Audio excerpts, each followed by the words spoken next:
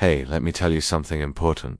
Maybe no one has ever told you this, but your life today is a reflection of a philosophy you accepted without even noticing. And do you know the truth? Rich Dad, Poor Dad isn't a book about money. It's a book about freedom. And today, I want to talk to you as a friend who truly wants to see you grow. Two voices compete inside your mind every single day. The first one says, "This is not for me, I can't do it, I'm not capable." That's the philosophy of the poor dad, living in fear, playing it safe, doing what everyone else does. The second voice asks, "How can I? What do I need to learn? How can I grow?" That's the philosophy of the rich dad, observing, learning, questioning, taking wise risks. And what decides your future is not where you were born, not your salary, not your history. It's the voice you choose to feed. Let me be honest with you.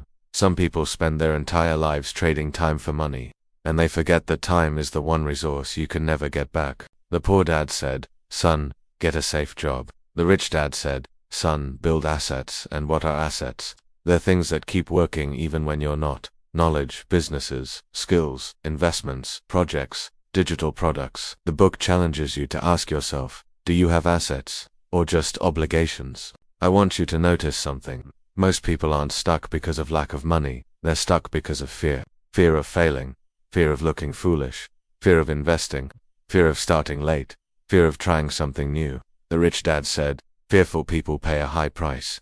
The courageous learn fast, and maybe, just maybe, life has already placed several opportunities in front of you, but you didn't take them because fear spoke louder. So let me ask you with kindness, how long will you let fear decide your future? Some people spend 20 years studying everything, except what actually changes their lives. Degrees are valuable, but practical wisdom is priceless. The poor dad said, study to get a job. The rich dad said, study to gain freedom.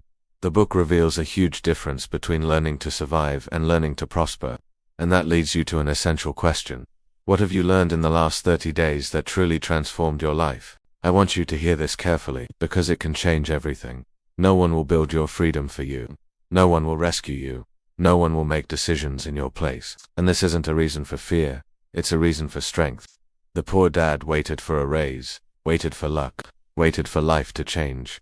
The rich dad said, make it happen.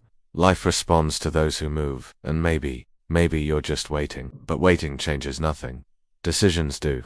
The rich dad taught something that few truly understand. You will only be rich on the outside when you are rich on the inside. And that means discipline, patience, vision, faith, self-confidence, habits, daily courage. You might find an opportunity, but if inside you still think like a poor person, you sabotage everything. That's why the book insists so much on mindset, change within, and the world changes around you. If I could give you just one piece of advice today, it would be this. Choose the philosophy that sets you free. Don't accept a life that doesn't represent who you are. Don't live on autopilot. Don't repeat patterns that hurt you. Don't accept being a spectator of your own life. You deserve to grow. You deserve to prosper. You deserve freedom. And it all begins with one decision. The decision to think like the rich dad. The decision to allow yourself to try. The decision to learn. The decision to believe in yourself. The rich dad wasn't a person. He was a way of thinking, and that way of thinking is available to you today. Thanks for watching.